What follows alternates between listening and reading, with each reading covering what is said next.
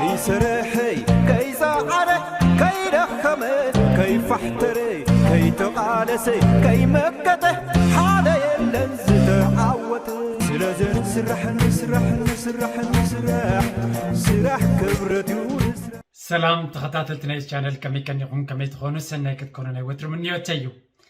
أبزا فيديو زي حدا زيو أقداسي نخلنا دما أكل كورنا عالمنا نركب كتغمنا تخيليا مچم أمونغونان أمونغو تدندليو مويا ديو سراح ديو كيلة ديو ركب ديو انتجريشن ديو ቋንቋ ይዘሎ ኣብ ዝተፈላለዩ ኩርናና ዓለም ተሰዲ ናዘለና እቲ ቀዳማይ መፍትሕ ናብቲ ንደልዮ ክንከይድ ቋንቋ ይዘድልየና ባራብዛ ቪድዮ እዚኣ ከመይ ጌርካ ቋንቋ ብቐሊሉ ከተጽንዕ ትኽእል ብፍላይ ድማ ናይ ምዝራብ ክእለትካ ብኸመይ ከተማዕብል ትኽእል ሓደ ቅልል ዝበለ ተመክሮ ክበና ዝኽእል ወይ ከዓ ምኽሪ ክበና ዝኽእል መንገዲ ከተርእየና እዛ ቪድዮ እዚኣ ስለዚ እዛ ቪድዮ እዚኣ ላይክ ኣብዋ ክሳብ መወዳእታ ድማ ንኹለንተን ጥበብ ጽኒልኩም ስምዕወን ልዕሊ ኩሉ ድማ ከተተግብርወን ክትሕግዘኩም እያ እምበኣር ሓንቲ ቋንቋ ዝፈልጥ ሓደ ሰብ ኣርባዕተ ቋንቋ ዝፈልጥ ወይ ሰለስተ ቋንቋ ዝፈልጥ ሰብካ ሰለስተ ሰብ ከም ዝብልዎ ቋንቋ ኣፍ ደገ ናይ ብዙሕ ነገር እዩ ስለዚ መጠን ብዙሕ ቋንቋ ዝፈልጥካ መጠኑ ዓለምካ ወይ ከዓ ምንባርካ የስፋሕፍሕ ከም ዝብልዎ ስለዚ ቋንቋታት ንምኽኣል ኣዝዩ ኣገዳሲ ክኾነና ይኽእል እዩ ብዘየገድስ ኣበየለኻ ኣብ ኩሉ ዓይነት ቋንቋ ክትጥቀመሉ ትኽእል ጥበብ ድማ እዩ ስለዚ ግዜ ከይወሰድኩ ናብቲ ምኽሪ ክወስደኩም እዩ ንኹሉ እቲ ምኽሪ መጀመርያ ስምዕዎ ኣብኩም ኣስዕዎ ኣብ ሂወትኩም ከተንፀባርቕዎን ፕራክቲስ ክትገብርዎን ተጀሚርኩም እዩ ግን ቀንዲ ውፅኢት ከምፅኣልኩም ዝኽእል ብዘይ ዝኾነ ይኹን ምንዋሕ ለትስጎ ናብቲ ቪድዮ ሰናይ ምክትታል ይግበረልና ላይክ ኣብዋ ንዑና ይናብኣ ከመይ ጌርና ሓድሽ ቋንቋ ወይ ኣብ ሓደ ሓድሽ ሕብረተሰብ ቋንቋ እንተዘይሒዝካ ክንደይ ፀገማት ከም ዘለዎ ብዙሕ ነገራት ንኸተተግብር እውን ከም ዘሸግር ድሮ ኣብ ሂወትና ሪና ኣለና ናይ ሎሚ ትምህርቲ እምበኣር ከመይ ጌርና ኣብ ቅልጥፍ ዝበለ ወይ ኣብ ሕፅር ዝበለ ግዜ ቋንቋ መሊኽና ኣብቲ ንደልዮ ዕላማታት ክንበፅሕን ክንወናጨፍን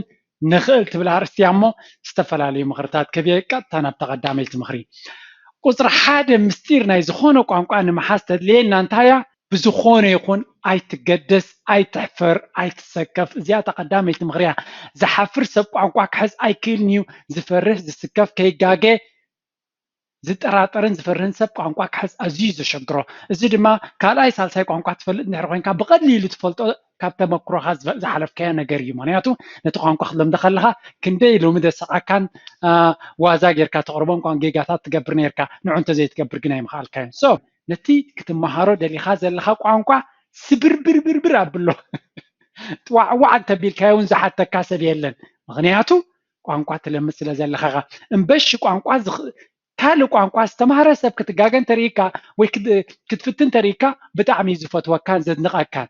ዝንዕቃካ ሰብ ቋንቋ ካልእ ዘይፈልጥ ሰብ ጥራይ እዩ ቅድሚ ሕጂ ቋንቋ ካልኣይ ተማሂሩን ሒዙን ዘይፈልጥ ሰብ ክጋገን ተርእዩ ክላገፅ ይጅምር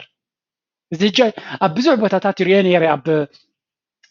ንኣብነት ኣብ ኣስመራ ሓደ ሰብሲ ካብ ባረንቱ ወይ ካብ ዓዲ ብሌን መፅኡ እንድሕር ተዛሪቡ ትግርኛ ተጋጊዩ ሰብ ክስሕቀሉ ይኽእል እዩ ዋይ ብዙሕ ሰብ ካልእ ቋንቋ ክዛረብ ስለዘይክእል ትግርኛ ጥራይ ስለዝኽእል ነቲ ካልእ ቋንቋ ዘይምኽኣል ክትነዕቆ ትኽእል ኢኻ ኣብዚ ሕጂ ምስ ኮይንካ ክትሪኦ ከለካ ግን ከይተጋገኻ ከይሰባበርካ ቋንቋ ክትመልኽ ኣይከኣልን እዩ ንሰብ ትንዕቕ ተኮይንካ ዝጋገ ድማ ዓብ ፀገም ኣለካ ማለት እዩ ምግጋይ ሕማቕ ጌርካ ደማምፃ ሕማቕ ኣባህላ ገለ ምጉዳል ኩሉ እዚ ክፋል ናይ ምልማድ እዩ እቲ ሕቶ ከሰክፈካን ካፍረካ ይብልን ቋንቋ እኳ ኣይኮነን ስለዚ እንተተጋጋኻ ዘሕትተካ ምክንያት የብልክን እዚኣ ክርዳእና ክኽእል ኣሎ ክንጋገ ቅሩባት ክንከውን ኣለና ምናልባት ክትጋገ ከለካ ከምቲ ደንቆሮ ዘይርዳእካ ሕማቕ ድኹም ካልኦት ሰባት እውን ክነዕቁኻ ዝኽእሉ ወይ ዝነዕቁኻ ዘሎ ኮይኑ ክስማዓካ ክእል እዩ እቲ ቋንቋ እናለመድካ ከሎ በቲ ክእለትካ ዝንዕቃካ ሰብ ቋንቋ ዘይፈልጥን ትምህርቲ ዘይርድኦን ሰብ ጥራይ እዩ ነዚ ሰብ እዚ ከዓ ክትግደሰሉን ኣይግባእካ ሸለል ኢልካ ፎርጌት ክትገብሮ ኣለካ ንስኻ ግን ወይ ንስኺ ቋንቋ ካብ ምፍታን ድሕር ክንብል የብልናን ሓንቲ ሕቶላ ናብ ዌብሳይትና drarhiwot.com ኬድኩም ዶ ትፈልጡ እምበኣር ኣብዚ ዌብሳይት ዝተፈላለየ ንኹልና ክጠቅም ዝኽእል ኮርሳት ኣለና ገለ ካብኡ ናይ ስቶክ ማርኬት እንታይ እዩ ብኸመይ ይሰርሕ ኣበይ ይርከብ ብኸመይ ኣነ ብንእሽተይ ገንዘብ ኢንቨስት ክገብረሉ ይኽእል ንዝብል ዝሕግዝን ተግባራዊ ናብ سقمت دوزدكا تمرت اللومو رايو كالي بزعبا بيزنس كاب مبعتا كساب بيزنس تاعتو كحجز زخل تمرت لنا ناي كمبيوتر كيلات نزيبلكم كفلما كساب عبيز بلد الرجال زحجز تمرت لنا فيديو اديتين كتمهارو تدليكم نيديتين زحجز بتليفونكم يكون بكمبيوتر استفر عليه كورسات لنا بكيلاتات استغربيو بقلل زبالة من قد مغربنا لنا أو يركب ناي قوانكو انجليش تمرتونا لنا سلازي يتغمنا ينتهلكم كيدكم كابت ويب سايت حبريتا وسيتكم نابتو كورساتيكم كتعابي تخلو ثانك يو قلعوسي سلامتاي قوانكو قلطف إلهم يمهارو إلا انت زحت تايم بلنا كلنا نفلط اينات ملسي قلعا جيجا أيحفرو أيسكفو that's why دما قلعا قلطيف قوانكو زغل نحنا ونقشو قلنا قوانكو خنحز قالنا سلازين حفرن سلازين سكفن كين قاقي أبزين سكفلو درجة سلاز نبرناين لومي لبيمنا وي فليتنا تباهلو لي اي نتنا مفلط من قدي نخي قاقي انت دي تقاقي خموي تخلني بفلا يا قوانكو كي تقاقي خو قولي زبل سب قوانكو اي تخلني never كي تقاقي خا كتكولو اي تخلني خا قوانكو مخنياتو تاقال كساب صبو غيركا تدنسخ تقاقي يا قدني سلازي بزح تقاقي قلطيف قوانكو زخل سلازي ازياك قداميتي كنسبرا زلنا نغريا التاكاليتي listen a lot ونياتو حدش قوانقوا نبل كلنا كنمهارو يزلنا نايلوم تمرت زياده كمي غيرنا خنزاربو ينبر كمي غيرنا نصحفو ننببون زياده زتقري كون تمرتي تمرتنا نايلوم كمي غيرنا نتقانقوا كنزاربو نخل يا تاغداس communicate كنغبرلو نخل مالتي سو نختزارب كتقل تحوين كقدامي كتسمع علك مغنياتو نوتهم تزاربهم قال كتسمعهم كتكل علك سلازي እዚ ብጣዕሚ ኣገዳሲ እዩ ምስማዕ ክንብል ከለና ኣብቲ ንስኻ ክትሕዞን ክትፈልጦን ደሊኻ ዘለኻ ቋንቋ ብዙሕ ነገር ንክትሰምዕ ንነፍስኻ ዕድል ክትባን ክትፈጥረላን ክትክእል ኣለካ እዚ ከመይ ክኸውን ይኽእል ንሰባት ክዛረቡ ምስማዕ ክኸውን ይኽእል ሙዚቃ በቲ ቋንቋ ምስማዕ ክኸውን ይኽእል ዜና በቲ ቋንቋ ምስማዕ ክኸውን ይኽእል ፊልምታት ብኡ ምስማዕ ክኸውን ይኽእል you have to immerse yourself into the language and culture ኣብቲ ክትመሃሮን ክትፈልጦን ደሊኻ ዘለኻ ቋንቋ ክትጥሕል ኣለካ ውሽጡ ኣቲኻ ክትኣብዞርብ ክትገብር ኣለካ ሓበሬታ ብኩሉ በቲ ቋንቋ ዋላ ዜሮ ስማዕካ ብኡ ዋላ ዜሮ ነጥስማዕ ብኡ ክትፀምም ሓንጎልካስ ዝያደ ፃቕጢ ፍጠረሉ ሰባት መኣስ እዮም ዝኽእሉ ነገራት መሲልኩም ካልእ ምርጫ ኣብ ዘይብሎም ደረጃ ምስ በፅሑ እዮም ዝኽእልዎ ኣብ ሓደ ቦታ ድርቢ ተቢልካዮም ሰባት ናይ ግድን በቲ ቋንቋ ክረዳድኡ ስለ ዘለዎም ቋንቋ ኣብ ሓፂር ግዜ ይሕዝዎ ካልኣይ መመላለሲ ካልኣይ ዕድላት ዘለዎም ተኮይኖም ግን ኣይመሃሩን መብዛሕትኡ ግዜ ብቋንቋ ዴኻ ወይ ብትግርኛ ወይ ብናይ በቲ ቋንቋ ንስኻ ትመልኮ ጥራይ ደርፊን ሙዚቃን ትሰምዕ እንድሕር ኮንካ ፊልምታት ትሪኦ ብኩሉ በቲ ንስኻ ትፈልጦ ቋንቋ እንድሕር ኮይኑ ከመይ ጌርካ ከም ነቲ ሓድሽ ቋንቋ ክትመሃሮ ኣበይ ምስ ሰማዕካዮ ምስ ሰባት ተዘይተረኺብካ ስለዚ ባህርና ክንቅይር ክንክእል ኣለና ቋንቋ ክንዛረቦን ክንክእሎን ተደሊና ዜና በቲ ቋንቋ ወላ ይረዳእና ፊልሚ በቲ ቋንቋ ሙዚቃ በቲ ቋንቋ ክንሰምዕ ክንክእል ኣለና ከነንብብ ኣለና በቲ ቋንቋ ነዚ ኩሉ እንተወሲኽናዮ ካብቲ ዘንበብናዮ ካብቲ ሰማዕናዮ ካብቲ ዝገበርናዮ ኩሉ ተሓዊሱ ነቲ ቃላት ንሕና ንፈልጦ ንገሊኦም ካብ ምሕር ምድግጋም ወላ ከይተረዳእና እቶም ቃላት ክንፈትዎም ንኽእል ኢና እዚ ድማ ኣበይ ትሪኦ ቆልዑ ሓንቲ እንግሊሽ ዘይፈልጡ ደርፊና እንግሊሽ ተገይርካዮም ነታ ቃል ከድምፅዋ ይኽእሉ እንታይ ማለት እዚ ካብ ምድግጋም ቋንቋ ክመፅእ ይኽእል እዩ ብዙሕ እንድሕር ንሓንጎልካ ብዝተፈላለየ ሓበሬታ እንድሕር ሂብካዮ ክሕዝዎ ይኽእል ሳልሰይቲ practice practice and practice ቋንቋ ክትክእሎ እንድሕር ኮንካ ክትፍትኖ ኣለካ ክትዛረቦ ክትክእል ኣለካ ምክንያቱ መልሓስና ዝፍታሕ እንተተዛሪብና ጥራይ እዩ እዚ ኣብ ቋንቋ ምዝራብ የድሊ እዩ ትን ምባል ስነ ስርዓት የድልን እዩ ቋንቋ ንክትለምድ ምክንያቱ ኦኬ ክትሰማዕ ኣለካ ኢልና ኢና ሙዚቃ ክትሰማዕ ኣለካ ኩሉ ነገር ግን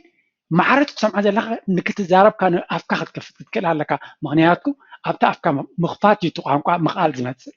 ቋንቋ ክትለምዶ ክትዛረቦ እንተደሊኻ ተቐዳማይ ምስጢር ነታ ሓንቲ ትፈልጣ ቃል እውን ንዓ ክትጥቀመላ ክትክእል ኣለካ ነታ ሓንቲ ቃል ዝሓዝከያ ንዓ ከተውፃ ክትክእል ኣለካ ስለዚ እዚኣ እንተዘይጌርካ እንተዘይፈቲንካ ቋንቋ ክትዛረበሉ ይትኽእል ኢኻ ኩሉ ግራመር ናይቲ ቋንቋ ክትመልኮ ትኽእል ኢኻ እዛ ብኤርትራ ዝነበርናዮ እንግሊሽ ካብ ቀዳማይ ክፍሊ ክሳብ 11 ክፍሊ ኩሉ ግራመር ሲምፕል ፓስት ፕሬዘንት ፊቸር ብላ ብላ ኩሉ ተማሂርና ኢና ምዝራብ ግን ፀገም ኣለና ምክንያቱ ነቲ ዝተዛረብ ተማሃርናዮ ፕራክቲስ ንገብሮ ኣይነበርና ካልእ ቲፕ ድማ ካልእ ምክሪ ድማ እንታይ ይብሉ ዓዊልካ ምንባብ ምክንያቱ ነቲ ፅሑፍ ዓዊልካ ከተንብቦ ከለካ ነቶም ቃላት ብኣፍካ ተውፅኦም ኣለካ ስለዚ መልሓስካ ኣዳፕት ክገብር يجمر قاليهم قالات بحنقولكاتهم ببان بأفكا جن زخبدو خالو ስለዚ ዓዊልካ ምንባብ መልሓስካ ምስቶም ቃላት ምልምማት ስለ ዝገብር ማለት እዩ በተን ሒዝካየን ዘለካ 20 ድን 30 ዝኾነ ቃላትን ገለን ጌርካ ክትዛረብ ጀምር ሓዋውሶ ብሰለስተ ኣርባዕተ ቃላት ጌርካ ቆልዑሲ ሓሙሽተ ቃላት ተፈሊጦም በእንጌሮም እዮም ይዛረቡ ምክንያቱ ንዕና ደጋገሙ ገለና ወሳስኹ ይዛረቡ ልክዕ ከማ ድማ ሚክሲ በተን ትፈልጠን ቅድም በእንጀምር 200 ቃላት ክፈልጥ ኣለኒ መጀመርያ ኣፈይ ክኸፍት ጌጋ እዩ ሓሙሽተ ቃላት ተፈሊጥካ ኣብዚ ድሕሪ ኢሎም ክነግር ንዓን ተፈሊጥካ በእንጌርካ ክትታኾስ ጀምር ኣብ መንጎና ተወስኸልካ ከይተረዳእካ ንዓበየን ክኸይድ እዩ ድሕሪኣ ትመፅእ ድማ ሓደ ደዌት ስለዚ ብኸመይ ክንምሃር ንኽእል እጂ ቋንቋ ብቕልጥፍ ዝበለ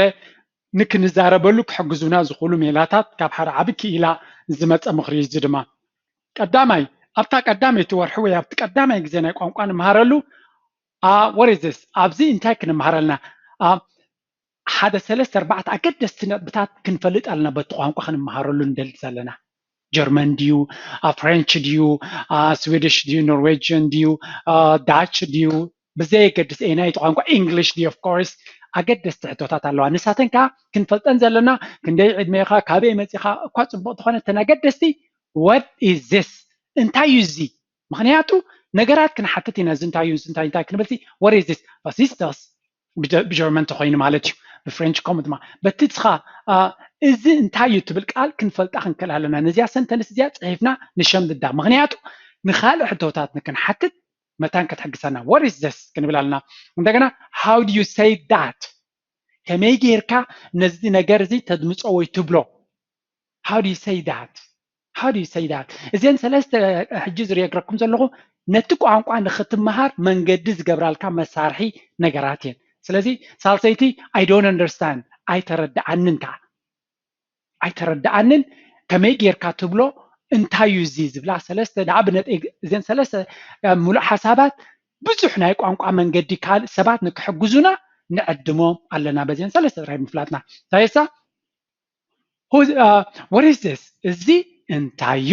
ካልእ ድማ how do you say that ነዚያ ነገርሲ ከመይ ጌርካ ትብላ ነዚያ መልክትካ what is this ምሽ ትብል ከም ዘምዘርካ ካልእ ነገርካ ነዚያ ብኸመይ ትብላ ድማ how do you say that ትብልካ ከመይ ጌርካ ትብላ ድማ ብቋንቋኹም ነዚአን ሰለስተ ኣብ ጉግል እትይኹም ተርጉምዎን ዋላ እንተደሊኹም ብሲቪንስካ ድዩ ብኖርዌስካ ድዩ ዋላ ብዳሽ ድዩ ዶሽ ድዩ ተርጉምዎን ብእንግሊሽ ኦልሬዲ ሂበኩም ኣለኹም ኣታ ሳልሲዲ ድማ I don't understand ኣይተረዳእንን ስለዚ እዘን ሰለስተ ቃላት ሰባት ንክሕግዙኹም ምሳኹም ንክረዳድኡ ንዝጎደለ ክምልኡልኩም ኣብ ሓገዝ ይገብራ ማለት እዩ ተን ካልኣይ ደረጃ ድመፃ ወይ ድሕሪ ወርሒ ድማ እንታይ ፕሮናውንስ ዝበሃሉ ክንዲ ስም ንብሎም ማለት እዩ ከም በዓል ንኣብነት I you he she ገለ ዝብሉ ማለት እዩ ንሱ ንሳ ኣነ ንስኻ ንስኺ ንስኻትኩም ንስኻትክን ዝብሉ ማለት እዩ እዚኣቶም ከዓ ክንሕዞም ክንክእል ኣለና ኣብ ዘረባ ክኣትዉ ስለ ዝኾኑ ብኡ ጌርካ እቲ ሙሉእ ሓሳብ ንክትገብር ስለ ዝሕግዙ ከምኡ እውን ኣገደስቲ ቨርብስ ወይ ቃላት ኣገደስቲ ቃላት ንኣብነት ኣይ እንድሕር ኢልካ ኣነ ከምዚ እየ ክትብል ከለካ I am እንደገና you are he is she is it is I was she was he was ዝብላ ተናሕልፍ ድማ ከምኡ ድማ they are we are እዚአን ቃላት እዚኣተን verb to be ወይ ካዘን ኣገደስቲ verbs ዝኾነ ቋንቋ ትጥቀመለን ንዓንካ መሓዝ የድሊ መሰረታውያ ማለት እዩ እዚአን ካንተ ሒዝካየን ነተን ቁሑዳት ቃላት ወሲኽካ ከተዛረብ ትኽእል ከምኡ ድማ adjectives ቁርብትለይ adjective ከዓ ቅፅል ኢና ንብሎ ያ ቅፅል መስለና እንታይ adjective good bad new long small ከምዚ ዝኣመሰሉ next before after so ከምዚ ዝብሉ adjectives ድማ ነቲ ሰንተንስ ናትና ኣነ ነዊሕ ከም ዝደልየ ኣነ ሓፃር ክዳን ደልየ ኣነ ገጅፍ ነገር ደልየ ክትብል ምንታን ተናይ ቁሑዳት adjective ድማ ተወሲኽካየን ከባቢ ብሚእቲ ዝኾነ ቃላትን በዚአን ምትሕዋስ ክትታኾስ ክትጅምር ትኽእል ኢኻ ካብ ዘየድሊ መዓት ነገር ክሽምድድ ትውዕል ኣገደስቲ ነጥብታት እዚአን እዛ ምኽሪ እዚኣ ኣዝየ ፈትየያ ምክንያቱ ዘረባ ንክትጅምር ዘድልየካ መሰረታውያን ሕቶታትን ቃላትን እዩ ድሕሪኡ ኣብ ትደልዮ ግዜ ድማ أبدر 4 ورحي الولو زي كيلازي مغنياتو زي كيلازي قانقا 6 ورحي كتحزو تخيل يخازبل امنات الله بخومي سرعي وزلو ስለዚህ ሽዑ ድማ glue words ወይ ከዓ ተንዝላ ገባ ቃላት መላገብቲ ንኣብነት and እዝን this and that this but that and but therefore so ገለ ዝብላ ክልተ ሓሳባት ዘጣምራ ወይ ከሓሳባት ብሓደ ዘካውና ካልኦት ድማ ክትሕዝ ተጀሚርካ ድማ ነቲ ሓሳባት ብዕሙቕ ዝበለ ንክትገልጽ يحجزك مالتي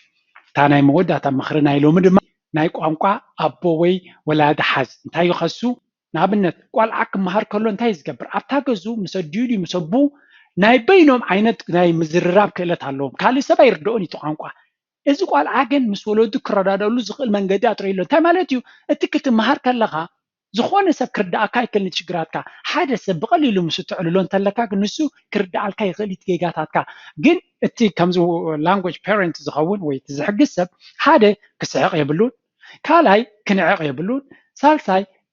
ነቲ ሰብ ጌጋ ክዛረብ ከሎ ክኸልፎ የብሉን ግን ክምልሰሉ ከሎ ኣሪሙ ክነግሮ ክኽእል ኣለዎ እዚአን እንተማሊካ ክትሕገዝ ትኽእል ኢኻ መብዛሕትኡ ግዜ ኣብዚ ካቴጎሪ እዚ ሰብኣይካ ወይ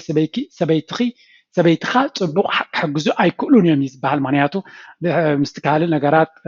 ፅቡቕ ስለዘይካወን ብዝኾነ ግን እዚአን ኣገባብካ ክንጥቀም ክንክእል ኣለና ሰባት ዘይክልዎ ቋንቋ ክፍትኑ ከለዉ ክንከልፎም የብልና ይዛረቡ ንስማዓዮም ሽዑ ንዕዖም ብዝርዳእ ቀሊል ቃላት ኣሪምና ንንገሮም ሽዑ ክመሃሩ ይኽእሉ ካልአይቲ ነቲ ቋንቋ ክዛረቡ ምዝኽእሉ ሰባት ክትራኸብን ክትዋስአን ክትክእል ኣለካ ምክንያቱ እቲ ቋንቋ ክትክእሎ ቅድም ምዝኽእሉ ክትቀርብ ኣለካ በይንኻ ትነብር ተለኻ ፅቡቕ እንድዩ ወላ በይንኻ በቲ ቋንቋ ሃተፍተፍ ምባል ፅቡቕ እዩ ግን ምስ ሰባት ከይድካ ክትረዳዳእ ክትክእል ከለኻ ሞቲቬሽን ኣለካ ይኽእል ኣለኹ ኣነ ፅቡቕ ከይደ ኣለኹ ናበልካ መሊስካ ምስ ሰባት ትቐርብ ሽዑ እቲ ቋንቋ ድማ ማስተሪ ሌቨል ከተማዕብለሉ ትኽእል ማለት እዩ እታ ናይ መወዳእታ ናይ ሎሚ ኣብዚ ድማ ኣገዳሲት ምክንያት እዚኣኻ ዩዝ ቴክኖሎጂ ዝተፈላለዩ ኣፕስ ኣለዉ ቋንቋ ንክትመሃር ዝሕግዙኻ ንኣብነት ዝተፈላለዩ ኣፕስ ኣለዉ ካብኣቶም ከማኽረኩም ንኣብነት ቀዳማይ እንታይ ኣሎ ዱኦሊንጎ زيارة وزاد دوالينغو إلى هذا اللغة دوالينغو هذا أبيو بتنات كدرجة هذا قانون أوروبا إنجليش شغل تخوين كا جربن تمهرت الله بو مالتيو ويكاب كابون أبون انتهي قبل الكاسو رب بنيشتك كمز أبيو جيمي ناتس أوت كاي مهرك كمالتيو كالاي دما معلتاوي سكيدجول قبل الكا كندي دقيق معلتك تمهرت خلي بلخا 10 دقائق تلكان every day 10 دقائق أفتح معلتا يذكرها قالت تمرت خاي بلخا سلازي قالت نخت مهار نخت نعبلن يدقفك مالتي زي ابزي بتعمي كتقومولو تخلو كاليتي وورد بيت تبلكا داونلود قبر وزيا انت تقبر زي ابزي صبقتيها مخنياتو نفس وقت تليفونكا كتنكف كلها حانت قال تصحف الكاو نتا تليفونكا قد مخفاتكا